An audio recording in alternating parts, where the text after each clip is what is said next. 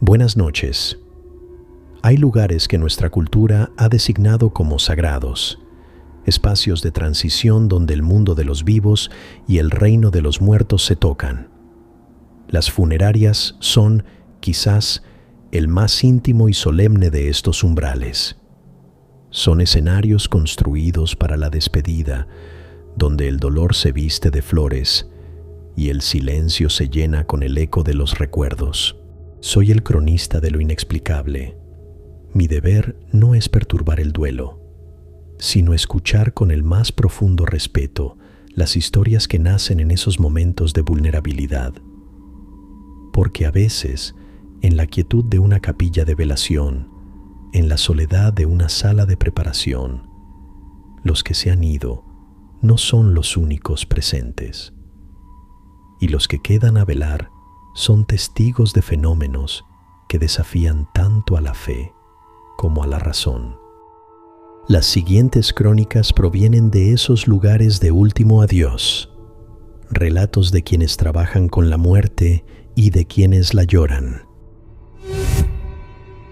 Tuve la oportunidad de conversar hace años con un hombre llamado Julián, quien dedicó más de 40 años de su vida al oficio de la tanatopraxia en una de las funerarias más tradicionales de la Ciudad de México. Era un hombre de manos precisas y mirada tranquila, para quien la muerte era un proceso clínico, una serie de pasos para otorgar dignidad al cuerpo y paz a la familia.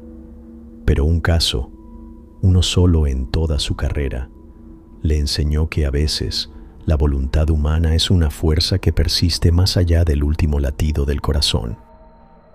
El cuerpo que llegó esa tarde era el de un hombre joven, Ricardo, de no más de 35 años. Había fallecido en un accidente automovilístico. Dejaba una esposa y una hija pequeña. Julián, como siempre, inició su trabajo con un respeto metódico y distante. Para él, la persona ya no estaba allí. Lo que quedaba era un recipiente que debía ser cuidado y preparado para su última presentación ante sus seres queridos. La sala de preparación era un lugar estéril, de azulejos blancos y acero inoxidable, siempre fría y silenciosa. Mientras Julián trabajaba, notó la primera anomalía. El cuerpo de Ricardo estaba frío, pero de una manera extraña. No era el frío pasivo de la muerte. Era un frío que parecía irradiar, un frío que se sentía más intenso de lo normal y que hacía que el aire a su alrededor se sintiera pesado.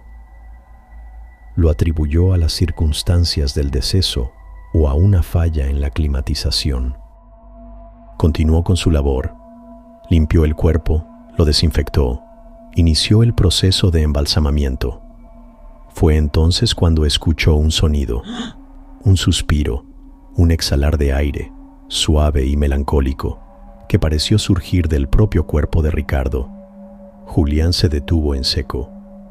Su mente científica buscó explicaciones inmediatas, aire escapando de los pulmones por la manipulación del cuerpo. Era un fenómeno raro, pero posible. A pesar de la lógica, un escalofrío le recorrió la espalda. El siguiente paso era el más delicado, la cosmética y el arreglo de las facciones. Se trataba de borrar el rastro del trauma y devolverle al rostro una expresión de paz, de sueño sereno. Con la pericia de un escultor, Julián trabajó en el rostro de Ricardo. Cerró sus párpados, selló sus labios en una línea tranquila. El resultado fue bueno. El hombre parecía simplemente dormir. Satisfecho, cubrió el cuerpo con una sábana y salió de la sala para un breve descanso, mientras los productos hacían su efecto. Cuando regresó, unos 20 minutos después, notó algo que le heló la sangre. Los ojos de Ricardo, que él mismo había cerrado y sellado, estaban ahora ligeramente entreabiertos, apenas una rendija, y su expresión había cambiado. La paz se había ido. Ahora, su rostro reflejaba una profunda, casi insoportable tristeza. Las comisuras de sus labios, antes en una línea neutra, estaban ahora caídas en un gesto de dolor silencioso.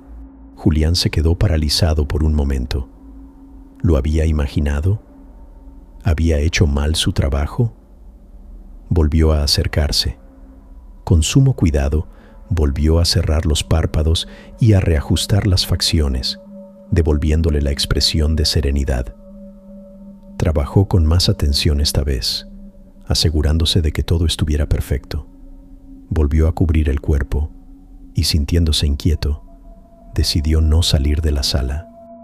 Se sentó en un taburete en una esquina, observando. Pasaron 5, 10 minutos. El silencio era absoluto. Y entonces, bajo la luz fluorescente, lo vio suceder. Lentamente, casi de forma imperceptible, los párpados de Ricardo comenzaron a separarse de nuevo. El gesto de dolor volvió a dibujarse en su rostro. No era un movimiento muscular post-mortem.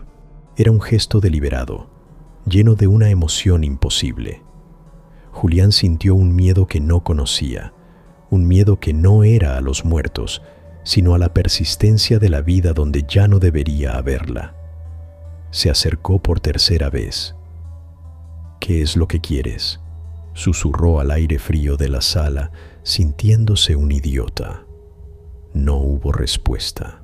Volvió a arreglar el rostro del hombre, pero esta vez, mientras lo hacía, le habló. «Descansa en paz. Tu familia estará aquí pronto. Tienes que dejarlos verte en paz». Las horas pasaron. La familia de Ricardo llegaría para el velorio a las 10 de la noche. Cerca de las 9:30, Julián entró a la capilla de velación para asegurarse de que todo estuviera en orden. Las flores, los cirios, el ataúd en su lugar.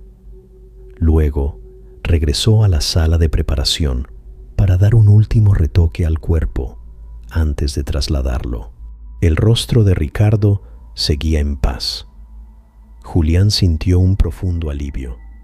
Quizás todo había sido producto de su cansancio y su imaginación. Se acercó para aplicar una última capa de polvo cosmético. Fue entonces cuando lo vio. Algo que desafiaba toda ley física y biológica. Del ángulo exterior del ojo derecho de Ricardo, una lágrima, una sola gota brillante y perfecta, comenzó a formarse. Rodó lentamente por su sien y se perdió en su cabello. Julián retrocedió, sin aliento, con el corazón martillándole en el pecho. No era condensación. No era ningún fluido del embalsamamiento. Era una lágrima, y mientras observaba, paralizado, el rostro del hombre muerto cambió una última vez. El gesto de dolor se transformó en uno de intensa, desesperada, anhelante expectativa, y sus ojos, aún cerrados, parecieron girar bajo los párpados, como si estuvieran mirando, no hacia el techo, sino hacia la puerta de la sala, hacia el pasillo que conducía a la capilla, donde su familia estaba a punto de entrar. En ese instante, Julián comprendió. Ricardo, o el eco de su amor, de su conciencia, no se había ido. Estaba allí, atrapado en ese umbral, negándose a cruzar, aferrándose a su cascarón mortal por una última y desesperada razón: ver a su esposa y a su hija una vez más. Julián no supo qué hacer. Se quedó inmóvil, como un espectador de un milagro terrible. Escuchó las voces de la familia llegando al vestíbulo, y en ese momento sintió que una paz súbita descendía sobre la sala de preparación. El frío intenso desapareció, y al mirar el rostro de Ricardo, vio que la expresión de anhelo se había desvanecido. En su lugar, había una serenidad absoluta, definitiva. Con manos temblorosas, Julián terminó su trabajo, trasladó el cuerpo a la capilla. La familia lloró al verlo, diciendo lo tranquilo y en paz que se veía. Julián nunca les contó lo que había presenciado. ¿Cómo explicar que el hombre al que lloraban había, de alguna forma, llorado con ellos? ¿Cómo decirles que había esperado hasta el último instante para despedirse? Julián se jubiló unos años después, pero esa noche cambió su percepción de la muerte para siempre. Entendió que su trabajo no era solo una ciencia, a veces era ser el testigo silencioso del último acto de amor de un alma. La experiencia de don Julián nos habla de la conexión que puede persistir entre el espíritu y el cuerpo. Pero una funeraria no solo alberga al recién fallecido. A veces es un punto de encuentro para otras presencias. El siguiente testimonio, enviado desde Oaxaca, nos sumerge en la larga y solitaria noche de un velorio, donde el duelo es compartido por visitantes inesperados. Sofía nos escribe desde Oaxaca para compartir una vivencia que tuvo durante el velorio de su abuela, una matriarca fuerte y querida por toda la familia. La funeraria que eligieron era una de las más antiguas de la ciudad, un negocio familiar en una vieja casona colonial con un ambiente solemne y un silencio que parecía tener siglos. La abuela de Sofía fue velada en la capilla A, una sala amplia y decorada con sobriedad. Durante el día, la capilla estuvo llena de familiares y amigos, pero conforme la noche avanzó, el flujo de gente disminuyó. Cerca de la medianoche, solo quedaban Sofía, sus 2 hermanos y 3 primos, los nietos más jóvenes, encargados de acompañar a su abuela durante la madrugada. El dueño de la funeraria, un hombre mayor y de pocas palabras, se acercó a ellos antes de retirarse a su oficina en la parte trasera del edificio. Jóvenes, cualquier cosa que necesiten, no duden en buscarme. Estaré despierto, les dijo. Hizo una pausa y luego añadió con una extraña seriedad: la capilla de al lado, la B, está desocupada.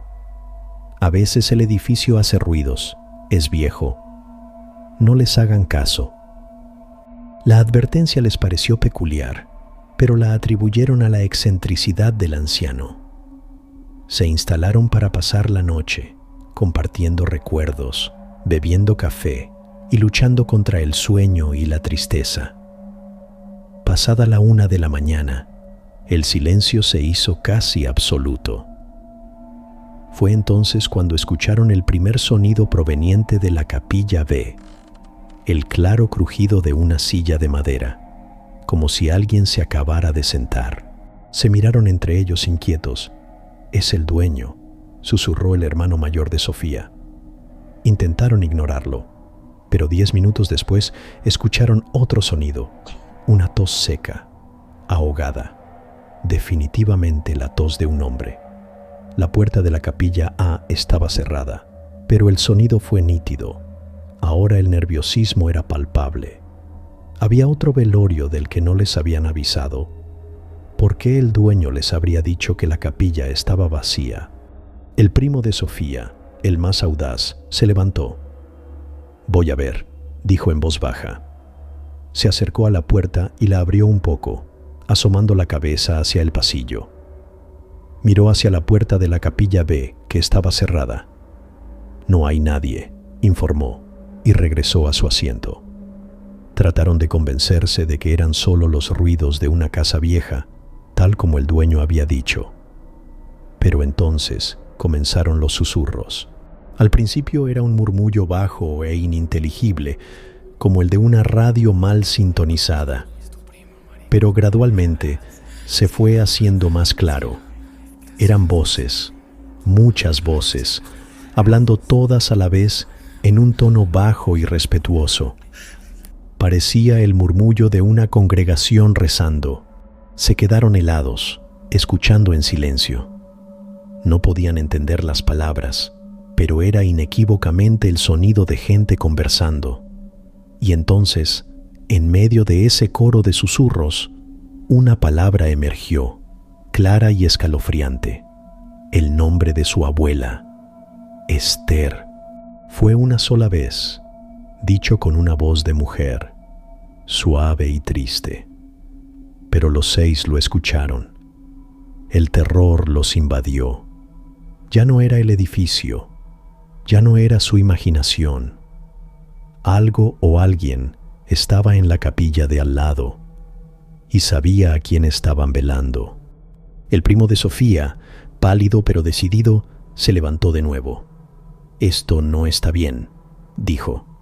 Caminó por el pasillo y se detuvo frente a la puerta de la capilla B. Por debajo de la puerta no se filtraba ninguna luz. Con una lentitud infinita, giró el pomo. La puerta no tenía seguro. La abrió, apenas unos centímetros, lo suficiente para mirar adentro. Su rostro perdió todo el color. Ahogó un sonido, una mezcla de grito y sorpresa. Cerró la puerta de golpe, retrocedió y se apoyó contra la pared con los ojos desorbitados. «¿Qué viste?», le preguntó Sofía con el corazón en la garganta. Él solo negaba con la cabeza, incapaz de hablar. Se sentó y se cubrió el rostro con las manos, temblando. Pasaron los minutos más largos de sus vidas. El murmullo en la capilla contigua había cesado. El silencio volvió, pero ahora era un silencio cargado de una amenaza invisible. Nadie se atrevía a moverse, nadie se atrevía a hablar. Estaban atrapados entre el dolor de su pérdida y el terror a lo desconocido. Fue Sofía quien finalmente reunió el valor. Tenía que saber. No podía quedarse con la duda. Se levantó y, con el corazón latiéndole tan fuerte que lo sentía en los oídos, caminó hacia la puerta de la capilla B. Su mano temblaba al tocar el pomo frío. Respiró hondo y la abrió, solo un poco, como había hecho su primo. Miró adentro. La capilla estaba oscura, casi en penumbra total, iluminada únicamente por la débil luz de la luna que entraba por un alto vitral. Estaba completamente vacía. Vio las hileras de sillas de madera, pulcras y ordenadas, apuntando hacia el pedestal vacío donde debería ir un ataúd. No había nadie. Sintió una mezcla de alivio y confusión. Quizás su primo les había jugado una broma. Estaba a punto de cerrar la puerta cuando sus ojos se adaptaron un poco más a la oscuridad. Y entonces los vio. No fue de golpe. Fue una realización gradual y aterradora. Las sillas no estaban vacías. En cada una de ellas había una figura. Siluetas hechas de una oscuridad más profunda que la de la propia habitación. Eran hombres, mujeres, niños. No podía ver sus rostros ni su ropa, solo sus formas. Estaban sentados, inmóviles, y estaban todos girados, no hacia el frente de la capilla, sino hacia la pared que compartían con la capilla A. Estaban de perfil, como si estuvieran escuchando a través de la pared, como si fueran los asistentes de otro velorio, uno silencioso, que habían hecho una pausa para prestar atención al duelo de al lado. En ese instante, una de las figuras, la de una mujer en la primera fila, giró lentamente la cabeza y la miró. Sofía no vio ojos, pero sintió la mirada.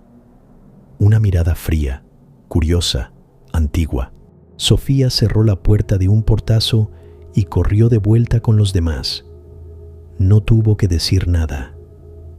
La expresión de su rostro lo decía todo. Pasaron el resto de la noche acurrucados en un rincón de su capilla, sin atreverse a salir ni a hacer ruido, sintiendo la presencia silenciosa de la congregación de al lado. A la primera luz del alba, cuando el dueño de la funeraria regresó, salieron de allí como alma que lleva el diablo. Nunca supieron qué o quiénes eran las figuras de la capilla B. ¿Eran otras almas en duelo? ¿Entidades atraídas por la energía de la muerte? ¿O simplemente los otros residentes de esa vieja casona compartiendo a su manera el ritual de la despedida? Sofía solo sabe que esa noche, mientras velaba a su abuela, sintió que no estaba sola y que a veces el duelo es un evento que atrae a más de una clase de espectador. La crónica de Sofía es un recordatorio de que los espacios dedicados a la muerte pueden tener más de un habitante. Pero el horror no siempre proviene de lo etéreo. A veces, la amenaza es física, tangible, y se esconde en los lugares que nadie se atreve a mirar. La siguiente investigación nos lleva a una funeraria en Guanajuato y a una regla que nunca, jamás, debía romperse. En toda profesión antigua existen reglas no escritas, códigos transmitidos oralmente que encierran la sabiduría y las supersticiones de generaciones. Investigando las tradiciones de los trabajadores de funerarias en la región del Bajío, encontramos una leyenda recurrente sobre una regla simple pero inquebrantable, especialmente en las funerarias más antiguas. Lo que se cae al sótano, en el sótano se queda. Nuestra investigación nos centra en una funeraria de la ciudad de Guanajuato, un edificio colonial de varios pisos, con una estructura laberíntica y un sótano que se rumoreaba conectaba con los túneles de la ciudad. La historia le ocurrió a un joven, a quien llamaremos Martín, que consiguió trabajo allí como asistente general a principios de los años 2000. El dueño, don Elías, un hombre severo y profundamente tradicional, le enseñó a Martín los pormenores del negocio. Le explicó cómo recibir a las familias, cómo preparar las capillas, cómo coordinar los traslados. Al final del recorrido, lo llevó a un viejo elevador de servicio, de esos de reja metálica, que conectaba todos los pisos. Este elevador ya casi no se usa, pero a veces subimos y bajamos ataúdes o equipo pesado, explicó don Elías. Señaló el espacio entre el piso del elevador y el suelo del pasillo. Escucha bien, muchacho. Esta es la regla más importante de esta casa. Si mientras mueves un cuerpo, se le cae algún objeto personal, un anillo, un pañuelo, una medalla, y se va por esa rendija al sótano, ese objeto se da por perdido. No se busca, no se recupera. Se le informa a la familia que se extravió. ¿Entendido? Martín asintió confundido. ¿Por qué, don Elías? ¿Por higiene? Don Elías lo miró con una gravedad que helaba. Por respeto, Martín, por respeto al primer residente. Lo que se cae al sótano, en el sótano se queda. Martín no entendió, pero acató la regla. Le parecía una excentricidad de su jefe. El sótano, de cualquier forma, estaba siempre cerrado con un pesado candado. Era un lugar oscuro y húmedo donde se almacenaban los ataúdes de muestra y el equipo de embalsamamiento antiguo. Un par de meses después, ocurrió el incidente. Estaban trasladando el cuerpo de una anciana desde la sala de preparación a la capilla de velación. La mujer llevaba puesto un pequeño relicario de plata en una cadena alrededor del cuello. Era el último deseo de la familia. Mientras Martín y otro empleado maniobraban el cuerpo en la camilla para entrar al elevador, la cadena se enganchó y se rompió. El pequeño relicario de plata cayó al suelo, rebotó y con una fatalidad casi deliberada se deslizó por la estrecha rendija del elevador, desapareciendo en la oscuridad del sótano. La hija de la difunta, que presenció la escena, se deshizo en llanto.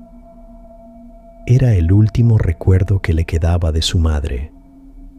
Rogó, suplicó a Martín que lo recuperara. Martín se sintió terriblemente culpable. Recordó la advertencia de don Elías, pero la angustia de la mujer era demasiado grande. Además, le parecía una regla absurda. Queriendo ayudar y demostrar su valía, tomó una decisión. Esperó a que don Elías se fuera a hacer unos trámites. Tomó una cizalla del cuarto de herramientas y se dirigió a la puerta del sótano. Rompió el candado con un chasquido metálico que resonó en el silencio del pasillo. Abrió la pesada puerta de madera. Un olor a humedad, a polvo y a un químico dulzón y rancio, probablemente formol viejo, lo golpeó. Encendió la linterna de su teléfono y comenzó a bajar por las escaleras de piedra. El sótano era más grande de lo que imaginaba.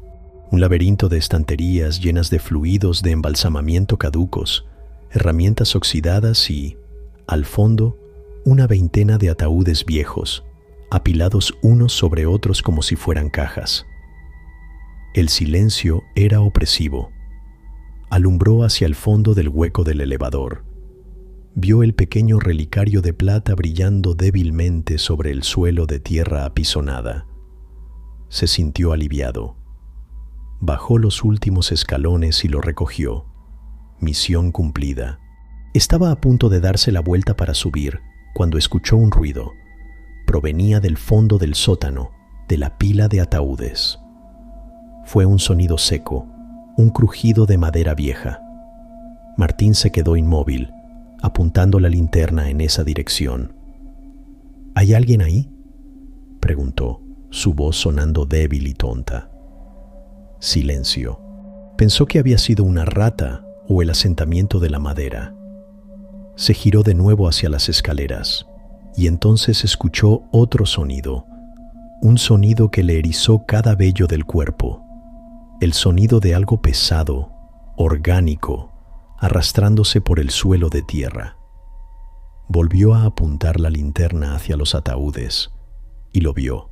De entre la sombra de dos ataúdes apilados, una mano emergió. Era una mano larga, pálida, casi esquelética, con uñas largas y ennegrecidas. Se aferró al borde de un ataúd y tiró. Luego emergió un brazo y después un cuerpo. No era el cuerpo de un fallecido reciente. Era una figura antigua, marchita, vestida con los restos de un traje negro del siglo XIX. Su piel era como pergamino amarillento pegado a los huesos, pero no estaba descompuesto. Estaba preservado, momificado por el ambiente seco y químico del sótano. Sus ojos estaban hundidos en sus cuencas, pero brillaban con una luz propia, una luz roja y maligna. Y en su pecho tenía un enorme agujero, como si le hubieran arrancado el corazón. La criatura se arrastró fuera de su escondite y se irguió lentamente, sus articulaciones crujiendo como ramas secas. Era increíblemente alta y lo estaba mirando. Martín se quedó paralizado por el puro terror. Se dio cuenta de su error mortal. La regla no era para proteger a los muertos de arriba de la contaminación de abajo. Era para proteger a los de arriba del guardián de abajo, el primer residente. La criatura abrió la boca, una oquedad negra de la que no salió ningún sonido, pero Martín escuchó una voz en su cabeza. Una voz como el raspar de la piedra. Mío. La criatura comenzó a avanzar hacia él, arrastrando una pierna, su mano esquelética extendida. No buscaba el relicario, lo buscaba a él. Martín gritó, soltó el relicario y corrió hacia las escaleras. Subió los escalones tropezando, sintiendo la presencia helada de la criatura a sus espaldas. Salió al pasillo, cerró la puerta de un portazo y la atrancó con su propio cuerpo. Nunca supo qué era esa cosa. Quizás el primer cuerpo que se veló en esa casa. Quizás un ladrón de tumbas que encontró su fin allí. O quizás el origen mismo de la funeraria. Solo supo que había roto la regla y que lo que vivía en el sótano ahora sabía su nombre. Martín dejó el trabajo ese mismo día. Se mudó de Guanajuato, pero el terror no lo abandonó. A veces, en la oscuridad de la noche, todavía escucha el sonido de algo pesado arrastrándose al otro lado de la puerta de su habitación y una voz en su cabeza que susurra una sola palabra: mío. La última vela se ha consumido. El silencio regresa, pero quizás ya no se sienta igual. Las historias de esta noche nos han recordado que las funerarias son mucho más que simples edificios. Son la última antesala, la sala de espera final. Y en esa espera, a veces, hay compañía. Agradezco su presencia en esta velada. Si el deber o el dolor los ha llevado a ser testigos de un suceso que habita en estos lugares de tránsito, les invito a compartir su experiencia en los comentarios o al correo que encontrarás en la descripción. Su testimonio es valioso. Recuerden, cuando se despidan de un ser querido, háganlo con amor y respeto. Y nunca, nunca tomen nada que no les pertenezca, especialmente si ha caído al sótano. Soy el cronista de lo inexplicable. Que descansen en paz.